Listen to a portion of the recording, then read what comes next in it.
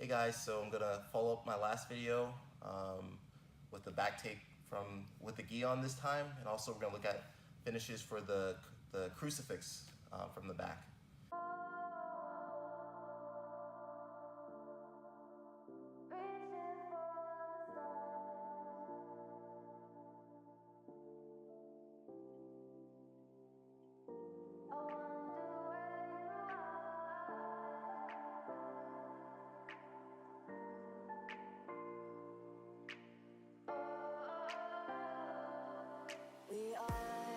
We are dreaming in the dark. We are nothing more than dust.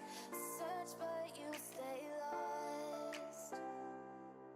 We are reaching for the stars, but we're making this too hard. And I wonder where you are. So again, I'm gonna have my partner in the turtle position. Turn this way, buddy.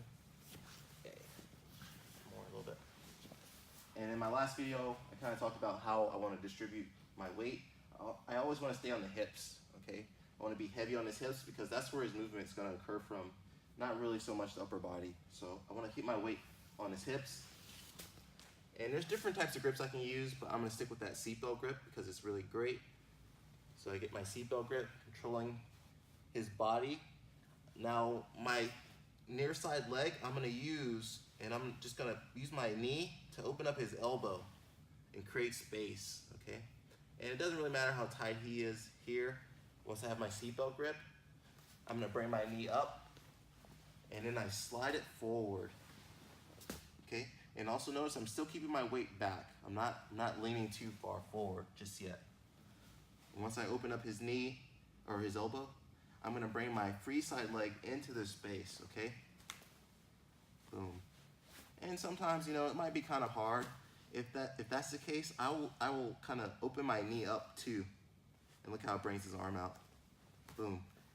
And I don't need to do anything fancy. I just want to step my ankle over his arm. And now that arm's going to be trapped.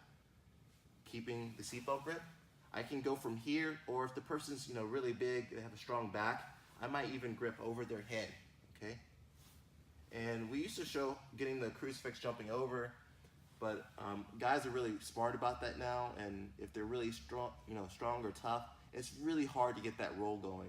So instead of going forward, it's better to go backwards. So I make sure my grip is strong. Now I'm going to sit backwards.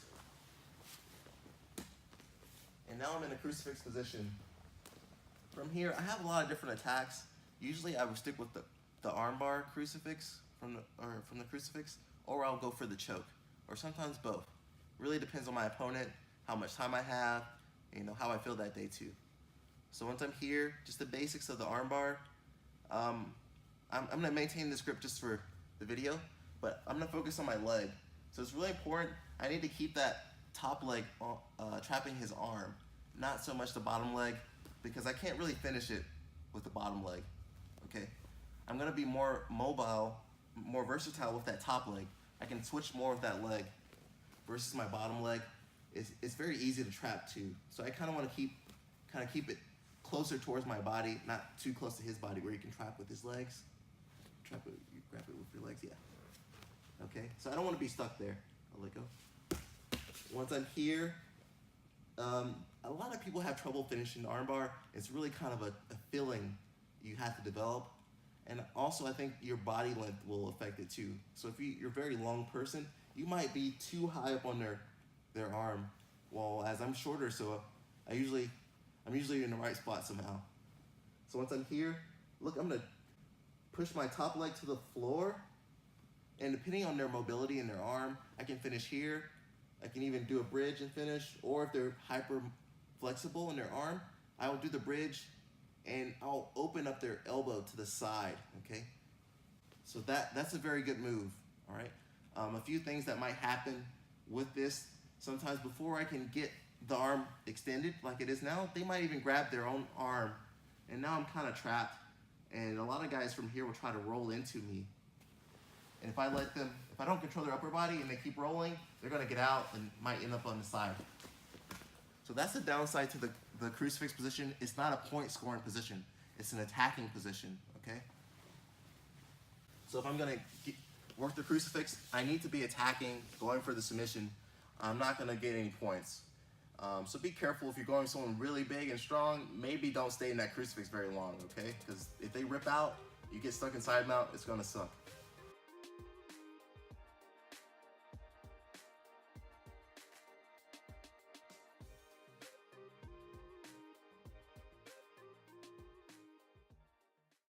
So when you get back in the crucifix, I'll start from the beginning. Without explaining, I'll just get in there.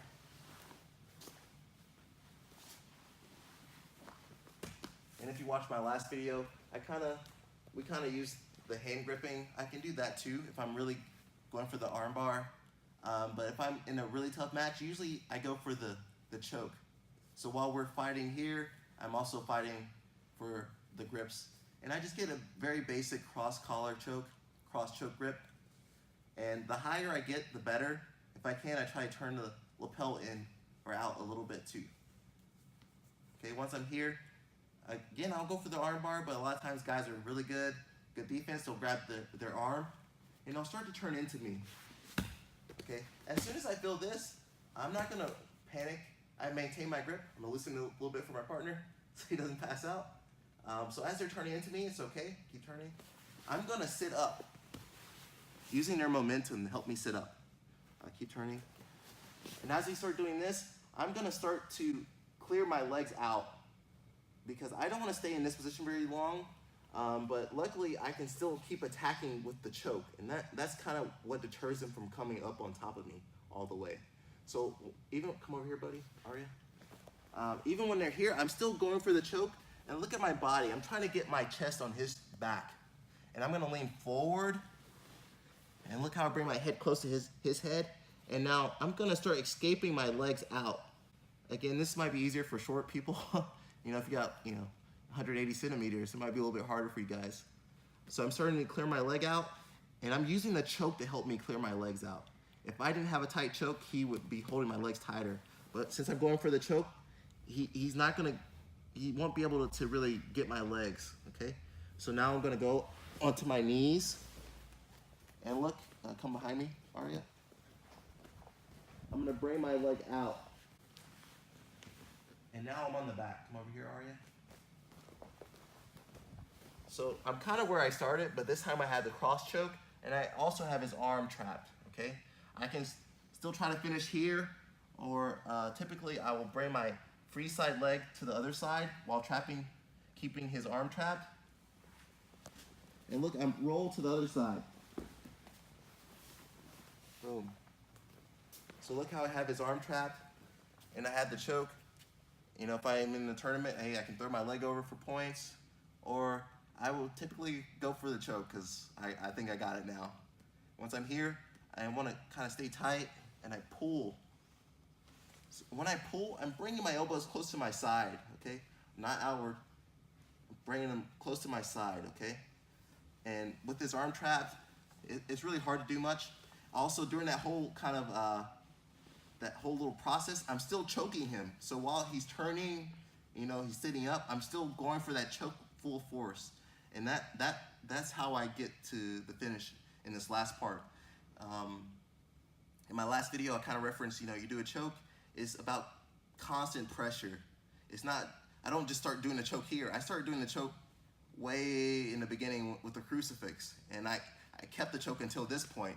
So the guy's he hasn't had oxygen for a while now, it might have been a few seconds. And so usually they get to this point, it's already over. They have to tap out because they've been fighting that choke for so long. So that's why chokes are so strong. Again, it's not about your strength. Your strength helps, but if you're able to get the right positioning, get the choke in, and maintain the choke, you're gonna finish the person. All right, guys, hopefully this crucifix armbar helps you, plus the choke. Till next time, peace out, ciao.